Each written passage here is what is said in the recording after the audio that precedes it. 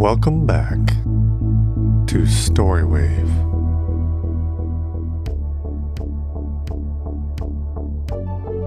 This is Aegir's Feast, part of the Asgard Stories collection by Mary H. Foster and Mabel H. Cummings.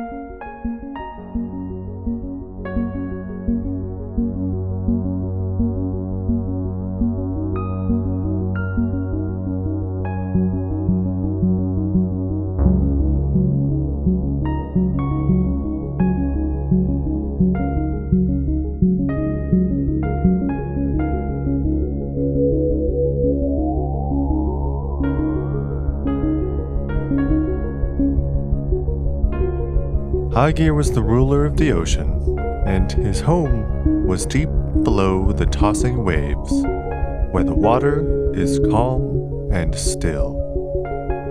There was his beautiful palace, in the wonderful coral caves. Its walls all hung with bright-colored seaweeds, and the floor of white, sparkling coral sand. Such wonderful sea plants grew all about, and still more wonderful creatures, some which you could not tell from the flowers, waving their pretty fringes in the water. Some sitting fastened to the rocks and catching their food without moving, like sponges, others darting about and chasing each other.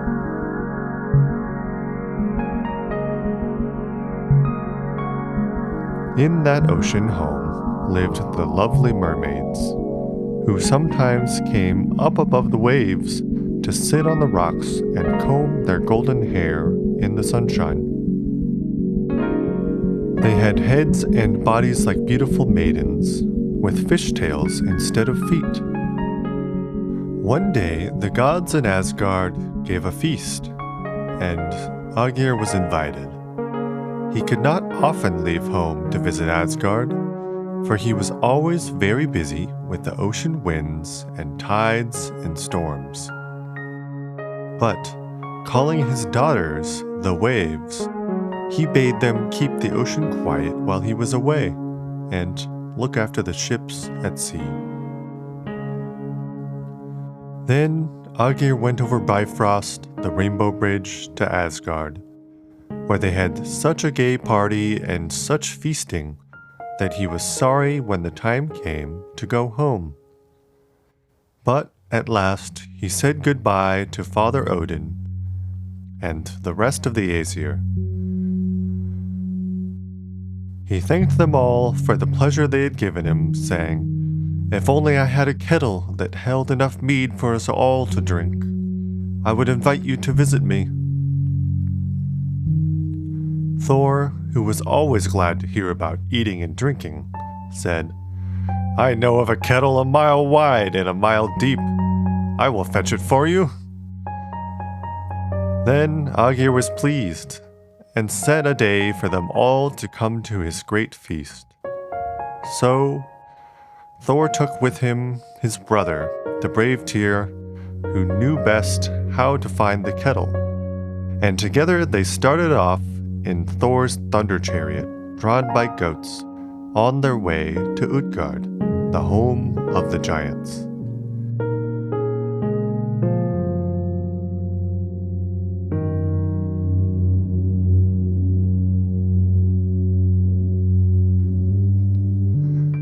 When they reached that land of ice and snow, they soon found that the house of Hymir, the giant who owned Mile Deep, as the big kettle was called.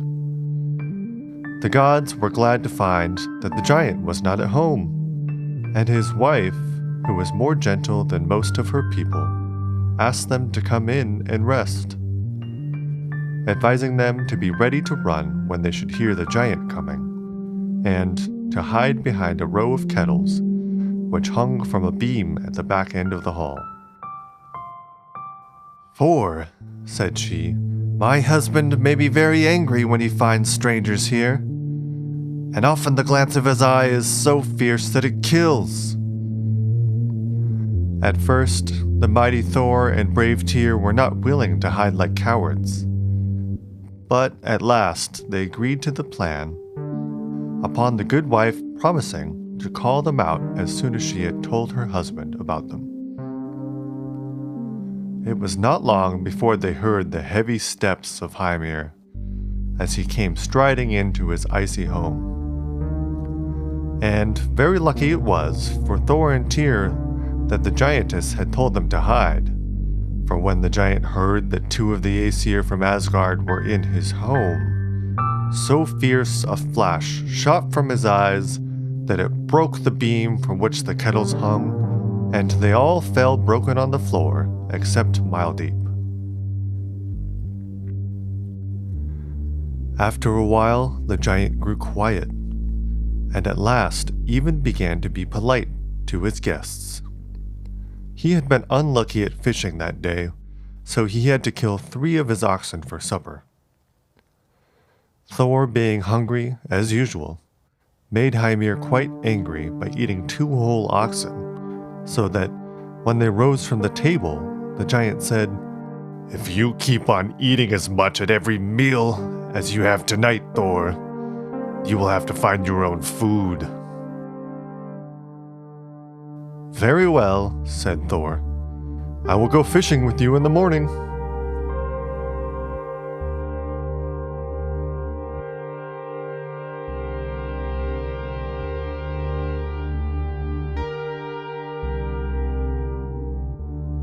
Next morning, Thor set forth with the giant, and as they walked over the fields toward the sea, Thor cut off the head of one of the finest oxen for bait. Of course, you may know that Hymir was not pleased at this, but Thor said he should need the very best kind of bait, for he was hoping to catch the Midgard serpent, that dangerous monster who lived at the bottom of the ocean, coiled around the world with his tail in his mouth. When they came to the shore where the boat was ready, each one took an oar, and they rowed out to deep water. Hymir was tired first, and called out to Thor to stop. "We are far enough out," he cried. "This is my usual fishing place, where I find the best whales. If we go farther, the sea will be rougher, and we may run into the Midgard serpent." As this was just what Thor wanted, he rowed all the harder and did not stop until they were far out on the ocean. Then he baited his hook with the ox's head and threw it overboard. Soon there came a fierce jerk on the line. It grew heavier and heavier, but Thor pulled with all his might. He tugged so hard that he broke through the bottom of the boat and had to stand on the slippery rocks beneath. All this time, the giant was looking on, wondering what was the matter. But when he saw the horrid head of the Midgard serpent rising above the waves, he was so frightened that he cut the line, and Thor, after trying hard to rid the world of that dangerous monster, saw him fall back again under the water. Even Mjolnir, the magic hammer which Thor hurled at the creature, was too late to hit him. And so, the 2 fishermen had to turn back and wade to the shore, carrying the broken boat and oars with them. The giant was proud to think he had been too quick for Thor, and after they reached the house, he said to the thunder god, Since you think you are so strong, let us see you break the goblet. If you succeed, I will give you the big kettle." This was just what Thor wanted, so he tightened his belt of strength and threw the goblet with all his might against the wall. But instead of breaking the goblet, he broke the wall. A second time he tried, but did no better. Then the giant's wife whispered to Thor, "Throw it at his head." And she sang in a low voice as she turned her spinning wheel. "Hard the pillar, hard the stone, harder yet the giant's bone. Stones shall break and pillars fall. Hymir's forehead breaks them all." Yet again, Thor threw the goblet, this time against the giant's head, and it fell, broken in pieces. Then Tyr tried to lift the mile-deep kettle, for he was in a hurry to leave this land of ice and snow. But he could not stir it from its place, and Thor had to help him before they could get it out of the giant's house. When Hymir saw the gods, whom he hated, carrying off his kettle, he called all his giant friends, and they started out in chase of the Aegir. But when Thor heard them coming, he turned and saw their fierce, grinning faces glaring down at him from every rocky peak and iceberg. Then the mighty Thunderer raised Mjolnir, the hammer, above his head and hurled it among the giants, who became stiff and cold, all turned into giant rocks that still stand by the shore.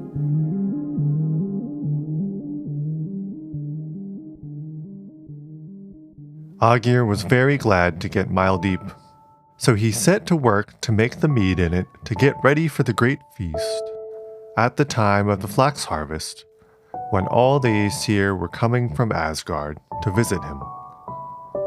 Before the day came, all light and joy had gone from the sacred city, because the bright Baldur had been slain, and the homes of the gods were dark and lonely without him. So they were all glad to visit Aegir to find cheer for their sadness.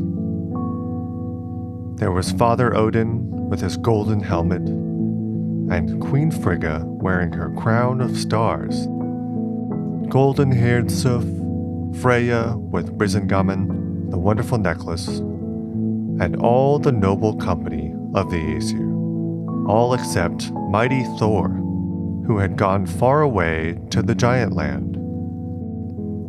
As they all sat in Aegir's beautiful ocean hall, drinking the sweet mead and talking together, Loki came in and stood before them, but finding he was not welcome and no seat saved for him, he began saying ugly things to make them all angry, and at last he grew angry himself, and slew Aegir's servant because they praised him.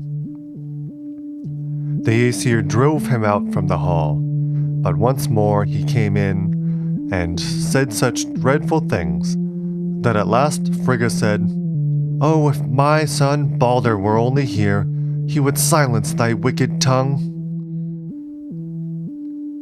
Then Loki turned to Frigga and told her that he himself was the very one who had slain Baldur. He had no sooner spoken than a heavy peal of thunder shook the hall, and angry Thor strode in, waving his magic hammer. Seeing this, the coward Loki turned and fled, and Asgard was rid of him forever.